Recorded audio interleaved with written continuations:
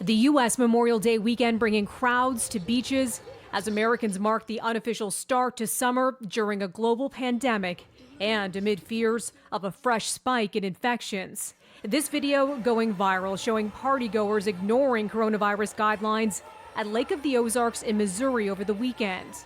Dr. Deborah Birx, coordinator of the White House Coronavirus Task Force, says she's very concerned about scenes of people crowding together.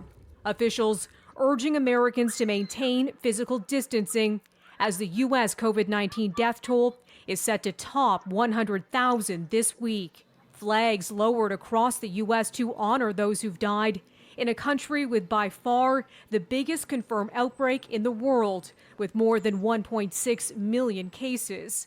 All 50 states, though, have now reopened to varying degrees. After back-to-back days of playing golf over the weekend, Donald Trump traveling Monday, first to Arlington National Cemetery, where he laid a wreath at the tomb of the unknown soldier. Then to Baltimore's Fort McHenry to pay tribute to fallen members of the American military. In recent months, our nation and the world have been engaged in a new form of battle against an invisible enemy.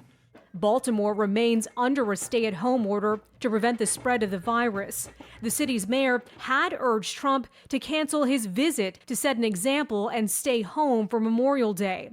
Presumptive Democratic presidential candidate Joe Biden making his first known trip outside his Delaware home since quarantining himself due to the coronavirus pandemic 10 weeks ago. Biden visiting a veterans memorial.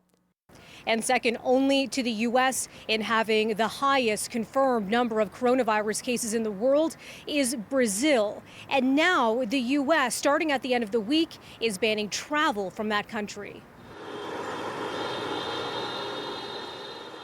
The travel restriction will apply to foreign nationals who've been to Brazil in the last 14 days. The White House says the measure would not apply to the flow of commerce between the two countries. Brazil's president, who's repeatedly dismissed the threat of the virus and has demanded the end to lockdowns, was seen greeting his supporters Sunday during an anti-lockdown protest. For City News, I'm Melissa Duggan.